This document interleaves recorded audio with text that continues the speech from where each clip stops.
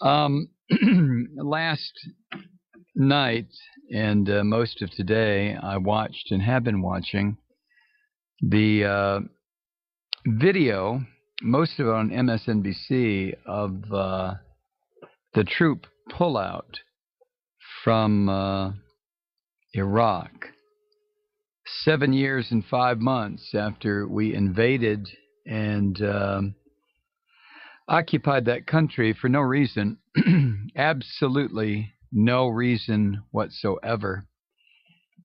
7 years and 5 months after we committed a war crime, George W. Bush ordered our military commanders to commit a war crime, and we, the people of the United States, participated in the continuation of that war crime. And then to add war crime upon war crime, our Democratic Party leaders refused to impeach the bastard and turn him over to the authorities in The Hague, both Bush and Cheney.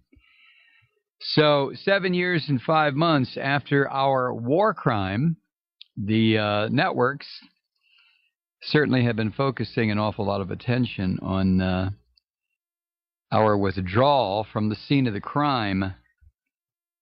Now, Obama had set an August 31st deadline for ending U.S. combat operations there, so I guess we are supposed to celebrate the fact that we beat the deadline by 2 or 3 weeks.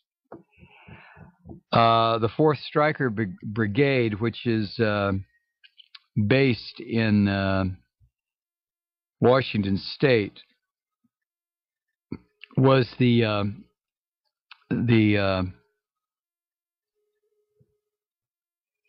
second. Let's see, 4th Stryker Brigade, 2nd Infantry Division was the unit designated by media, I guess, or the military commanders or someone, to be the one photographed withdrawing across the border with Kuwait.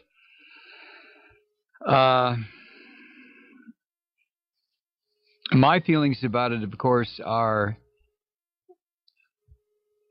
not ambivalent at all. I mean, I see what happened in Iraq as a crime against humanity perpetrated by the Bush-Cheney crime family against innocent people in Iraq who were already suffering under a dictator supported while he was in power by the United States of America and our allies until such time as we wanted him to leave. And when he wouldn't leave, we concocted all sorts of lies and deceptions so that we could send in a massive invasion, murder hundreds of thousands of Iraqis, cause thousands of our own young people to die, and now we're supposed to celebrate. Now we're supposed to celebrate. And to me, it is it's not even the final chapter. You know, don't believe this hog crap that this withdrawal by the Stryker Brigade represents an end to U.S. combat operations in Iraq. That's nonsense. And that all the combat troops have been withdrawn. Let me tell you something, in case you don't know this. We are leaving 50,000 troops in Iraq for the indefinite future. Every single soldier that puts on the uniform of the United States of America is a combat troop. I don't give a damn if he or she's a cook. I don't care if that soldier is a medic. That soldier is trained to be a soldier. He is, by definition, a combat troop. So to hear media and government spokespeople talk about the end of combat operations, I'll tell you when the combat operations end in Iraq, when every single troop is gone. That's when they end.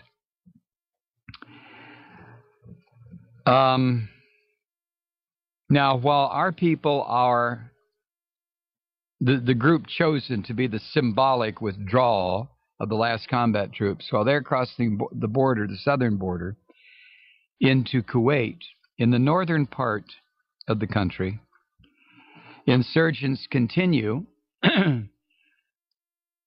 and God knows who's who in Iraq. Iraq doesn't have a government. We have gone into a country, murdered hundreds of thousands of its people, allowed our own people to be blown to pieces, and we didn't even have the decency to wait until there was a government established in this godforsaken, sad, bloodied country. So there is no government in Iraq. In the north, as we are pulling out in the south, insurgents continue killing Iraqi government employees, so-called, because they work for what is supposed to be the government of Iraq, but it's not effective. I don't think there is a ministry working in Iraq except, of course, the oil ministry. And the only reason the oil ministry is working is because we and our British partners insisted that the oil minister's position be filled up and running so that we can get to the real reason why we went into the country to commit mass murder and war crimes to begin with, to get the oil. That's why, okay? That had to be up and running before we would pull out. It's up and running. There's no point in our staying. But there is no government in Iraq. 5 Iraqi government, quote, quote, employees were killed in roadside bombings yesterday. On Tuesday, a suicide bomber killed 61 army recruits in central Baghdad, right in the middle of town. The slaughter goes on. This is what happens when you go into a country illegally, immorally, unethically.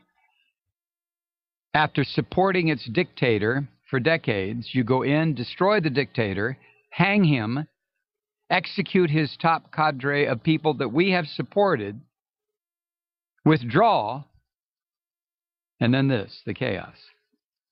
This is shameful. The invasion and murder in Iraq by the United States is one of the most shameful episodes in our history. And I have yet to hear one single punk-ass reporter on any of these networks or any anchor person talk about this in a real sense. Not one is willing to put his or her ass on the line and say a war crime was committed, and now the U.S. is leaving the scene of the crime. And what happens after the so-called combat troops are gone? The Obama administration is planning to fill their positions with, are you ready for this? Private contractors. Now, who do you suppose that will be? Private contractors. Do you think that means bridge builders? Road builders? People to go in and restore the water systems that we destroyed, the electrical grid that we blew to hell? People to go in and repair the damage to the entire infrastructure of that country? Is that what you think they mean by contractors? If that's what you think, you're a damn fool. What they mean by contractors are military contractors.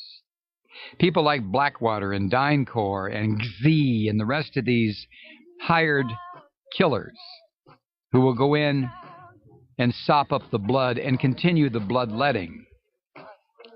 Because you see, Iraq doesn't have a government, and we have interests there that need to be protected. More when we come back. Stay with us.